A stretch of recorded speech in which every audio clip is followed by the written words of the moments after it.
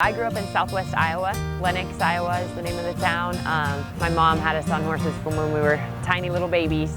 I had ponies, and we did a lot of just play day type stuff, you know, barrels and poles and the egg race and the whole deal. So my oldest sister, Jennifer, and I started roping when we were, I guess I was 12.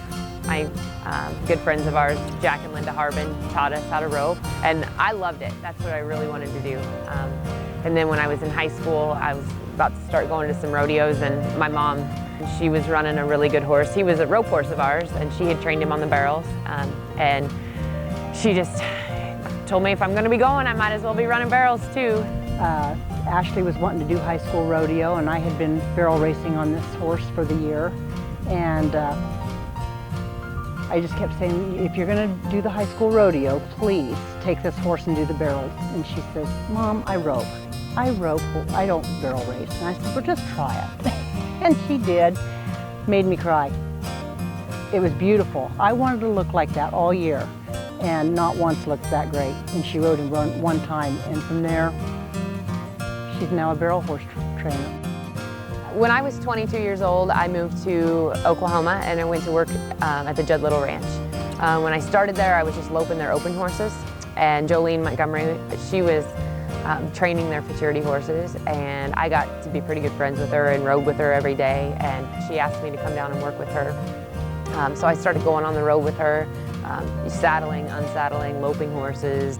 She showed me the ropes. I got to go to all the futurities with her, and you know, it really helps if you can experience that, so that you know firsthand when you get there, you know, what it's all about. Jolene is a super hard worker, and she was a great role model. You know, she's a great trainer. When she was leaving Judd, she asked me if I wanted to be a futurity trainer, and she told me that she thought I had what it took to be a great one, and she said she would help me, you know, get on my feet and learn more. When she gave Judd her notice, she recommended me, and he decided to go that route. So I rode for Judd for 3 years total through the whole process. I learned so much from it because you get to ride so many horses and all that, and I felt like that 3-year experience really gave me a big jump on the futurity industry. And then, you know, Jolene's help was unreal, unreplaceable. So Joy Wargo also helped me a lot. She's a great futurity trainer. My husband also helped me a lot with horsemanship and the mental aspect of being a tough competitor and all of that. So that's how I got started in the training and futurity part of things. You know, it took me a little while to get my own program put together. You know, it takes a while. People don't understand that either, I don't think. Like, you can learn so much from so many different people, but you have to make it yours. And you have to figure out how to train a horse the way that you're gonna ride it. I ride back. You know, I really ride the hindquarters of a horse. And it took me a while to, you know, put it together, how to get a horse to be quick on its feet and move its front end with me being back here. Since then, I've gotten a lot of confidence in my colts and in my program, and having confidence in what you're doing is so important. If you're confident, your horses are confident, everything just goes together from there.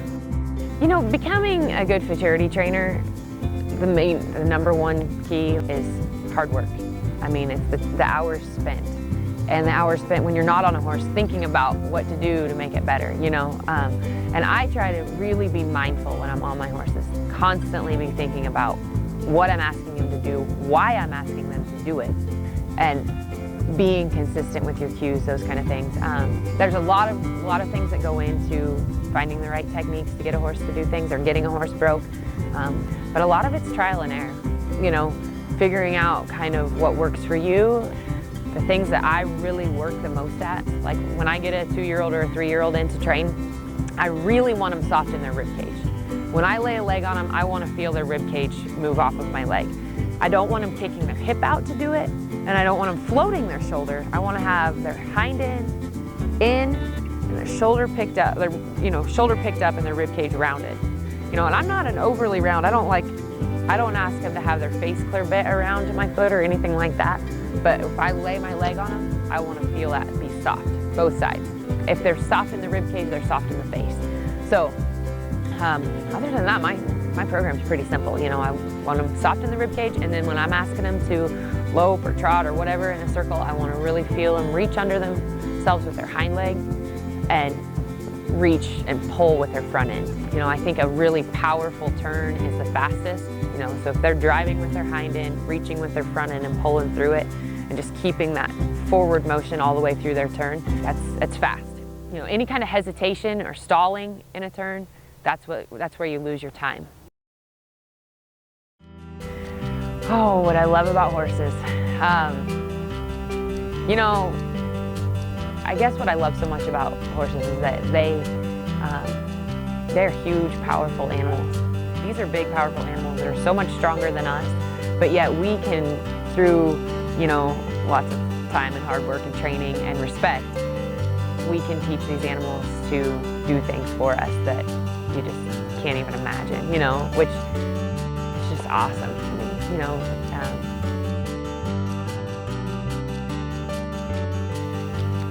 I love that.